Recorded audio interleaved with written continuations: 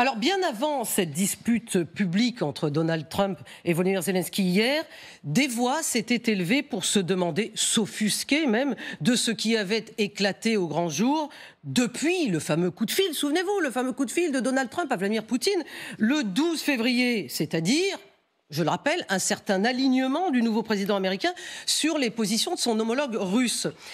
Et depuis, bien avant que Donald Trump n'arrive au pouvoir la première fois, lors de son premier mandat, eh bien des rumeurs poursuivent le promoteur immobilier devenu président. Quelle est l'exacte nature de ses liens personnels avec Moscou ? Serait-il, comme le révèlent les confidences ou allusions de certains anciens des services de renseignement soviétiques, un agent ou, à minima, une cible des services d'espionnage soviétiques puis russes? Régis Janté, bonsoir. Vous êtes spécialiste de la question. Vous venez de publier un livre, Notre homme à Washington, Trump dans la main des Russes, chez Grasset. Vous avez également publié hier une enquête dans le Figaro à ce propos.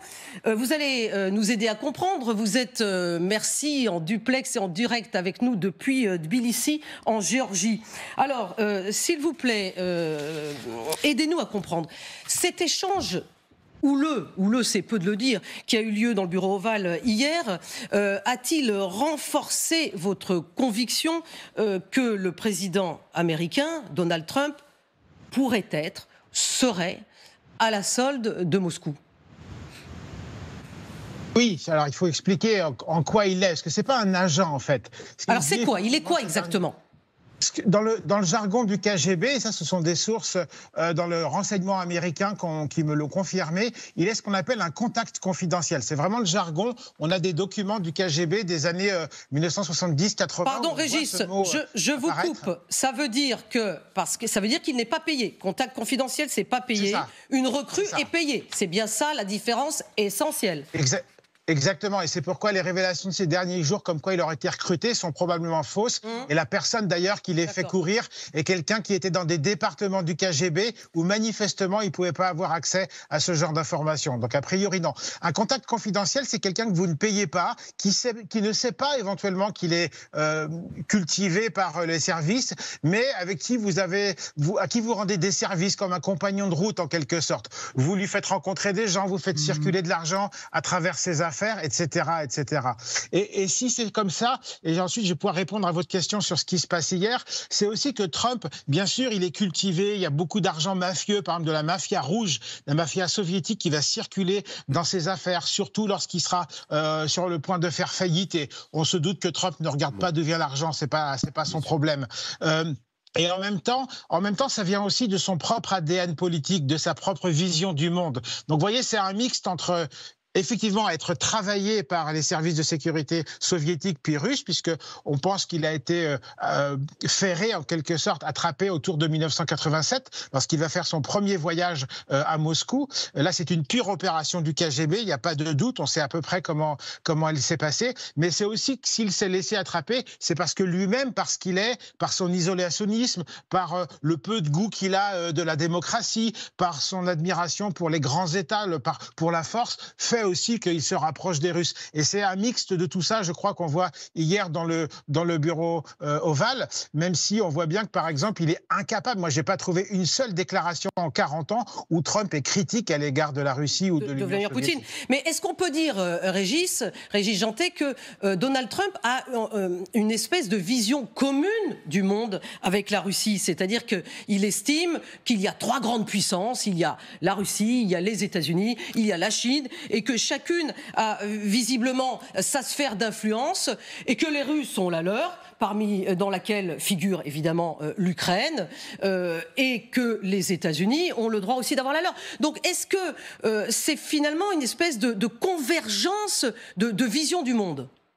C'est ça, on pourrait dire que c'est une convergence de vision du monde qui a été travaillée, entretenu avec des intérêts d'argent. Donc il a touché sans doute des dizaines, voire des centaines de millions de dollars grâce à cela, grâce à des mafieux qui achetaient des appartements dans la Trump Tower, grâce à des mafieux qui étaient aussi très liés aux services de sécurité soviétiques et qui blanchissaient de l'argent dans ces casinos. Mais effectivement, c'est quelque chose comme ça. Et d'ailleurs, Poutine, qui connaît son Trump sur le bout des doigts, comme par hasard, le travaille. Et c'est ce que révèle le général McMaster, qui était pendant le premier mandat au Conseil de sécurité. Et il révèle, par exemple, que Poutine Poutine, une fois, a dit à Trump, mais tu sais, aux États-Unis, vous avez la doctrine Monroe, donc cette doctrine des sphères d'influence, et tu admires beaucoup Theodore Roosevelt, qui était un peu le porteur dans cette vision impérialiste des États-Unis. Eh bien, toi, tu as ta zone d'influence avec la doctrine Monroe pour les États-Unis. Eh bien, moi, je veux la mienne pour l'ancien espace soviétique. Et là, on a, je crois, une très belle information sur ce qu'a dans la tête Trump et comment M. Poutine continue de cultiver ce contact confidentiel.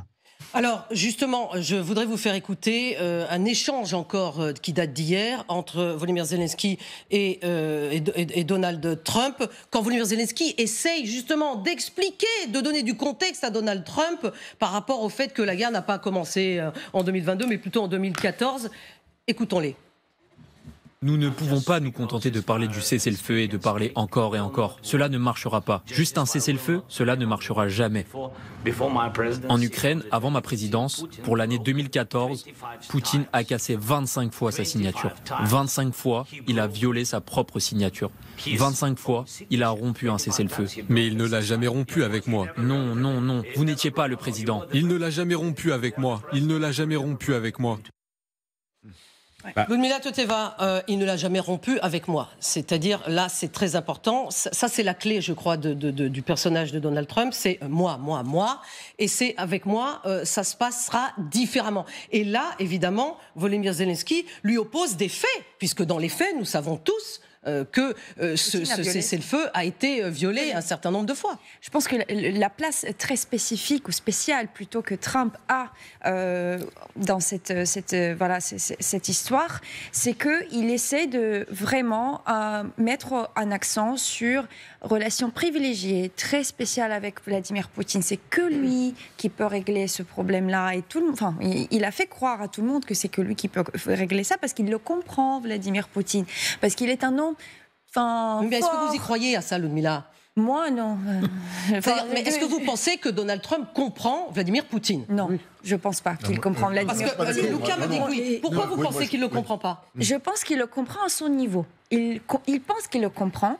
Il y a des choses, des convergences. Où ils se comprennent, mais pas surtout. Je pense que Poutine, il est beaucoup plus malin que Trump.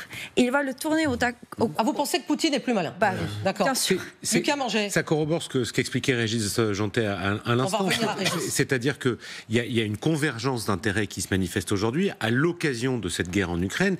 Mais la guerre en Ukraine, pour Trump, n'est qu'un des éléments du gigantesque puzzle. C'est-à-dire que lui, son intérêt, c'est de faire du business, à la fois comme entrepreneur, ce qu'il a été toute sa vie, de manière plus ou moins honnête, et comme président aujourd'hui des États-Unis. C'est-à-dire que l'intérêt qu'il voit, c'est comment gagner plus d'argent. Or, Poutine lui offre sur un plateau la solution. Donc en fait, cette convergence d'intérêts, elle est peut-être, si on écoute bien ce que disait Régis, l'aboutissement d'années de travail pour arriver à une espèce de vision commune du monde dans laquelle on partage des zones d'influence, enfin on a chacun ses zones d'influence exactement, et on partage un intérêt commun qui est qu'on ne marche pas sur le terrain de l'autre. C'est un peu comme des deals entre entrepreneurs. Ben voilà, moi j'ai cette partie-là du monde, t'as cette partie-là du monde, et maintenant on n'y touche plus. Là, le point de jonction étant l'Ukraine, où il va y avoir dans la tête de Trump et de Poutine une difficulté qui est où est-ce qu'on fait passer la frontière de là où on fait chacun du business. Parce qu'ils ne pourront pas, à moins, alors là ça sera encore une autre étape, en faire ensemble.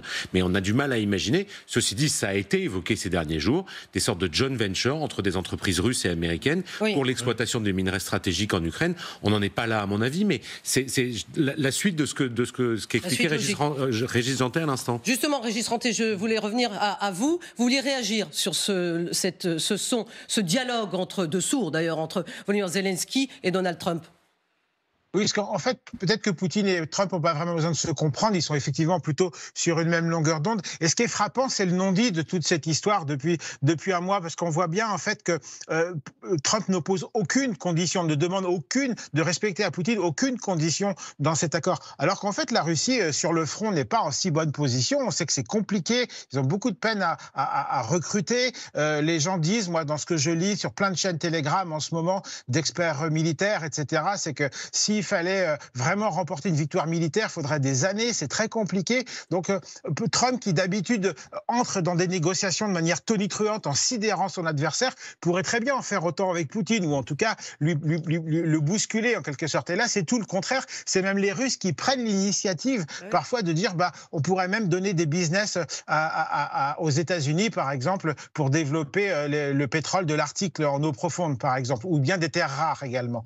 Donc effectivement, je crois que ça, c'est très important, ce non-dit, parce que ça montre bien le parti pris de Trump. Et je suis Lucas sur ce qu'il disait, effectivement, sur l'importance des business. Il y a beaucoup de domaines dans lesquels Trump va penser uniquement en termes d'affaires, quoi. Mais parfois aussi, il faut s'en méfier parce qu'il va aussi utiliser l'argument économique pour en réalité cacher des intentions politiques.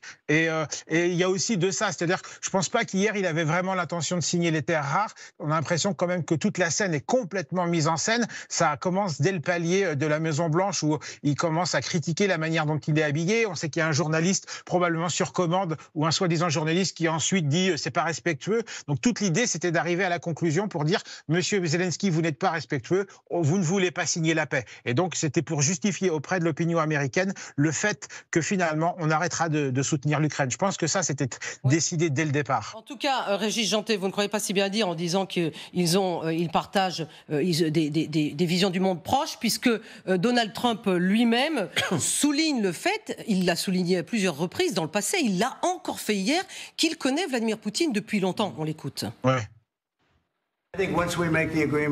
Je pense qu'une fois que nous aurons conclu l'accord, ce sera 95% de l'affaire. Ils ne vont pas recommencer à se battre. J'ai parlé avec le président Poutine et je suis convaincu, je le connais depuis longtemps, qu'ils sont très sérieux à ce sujet. Nous conclurons un accord. Sylvie Berman, là, on a vraiment l'impression qu'effectivement, on n'a jamais, en fait, pu avoir Trump qui critique Vladimir Poutine. Non, il est fasciné par Vladimir Poutine. On se demande. Depuis le début, mais cela dit, quand il a été élu, il ne connaissait pas Vladimir Poutine. Oui. C'était une espèce de fascination pour un homme fort qui était à la tête du pays le plus vaste au monde.